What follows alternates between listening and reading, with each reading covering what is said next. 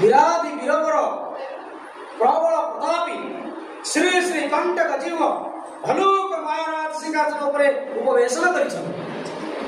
ବୁଝ କେମିତି ଦିଆଯାଇଛି?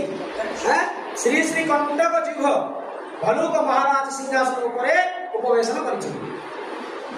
ପାଖରେ ଆଉ ଗୋଟିଏ ଆସନରେ ବସୁଛନ୍ତି ପ୍ରଧାନମନ୍ତ୍ରୀ ମହାଶୟ ଶ୍ରୀଯୁକ୍ତ ହୀନ ବୃଦ୍ଧି ଜମ୍ମୁକ ପ୍ରବଳ। ହୀନ ବୃଦ୍ଧି ଜମ୍ମୁକ ପ୍ରବଳ। ସେନାପତି କିଏ? ନା ତୀକ୍ଷ୍ଣ ଦନ୍ତ ବୃକ, ଚତୁର୍ଦିଗକୁ ଆରକ୍ତ ନୟନରେ ଦୃଷ୍ଟି ନିକ୍ଷେପ, ଚତୁର୍ଦିଗକୁ କେନ୍ଦ୍ର ନେଇକି ଦୃଷ୍ଟି ନିକ୍ଷେପ କରି ଦରବାରେ ଖଡଗ ହସ୍ତେ ଦ୍ରୁତ ଭଙ୍ଗୀରେ ଦଣ୍ଡାୟମାନ।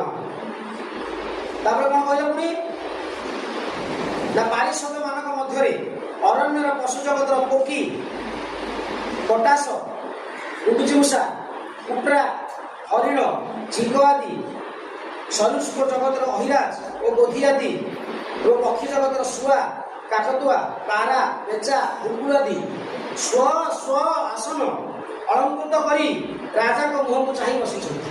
ନିଜ ନିଜର ଆସନକୁ ଅଳଙ୍କୃତ କରିକି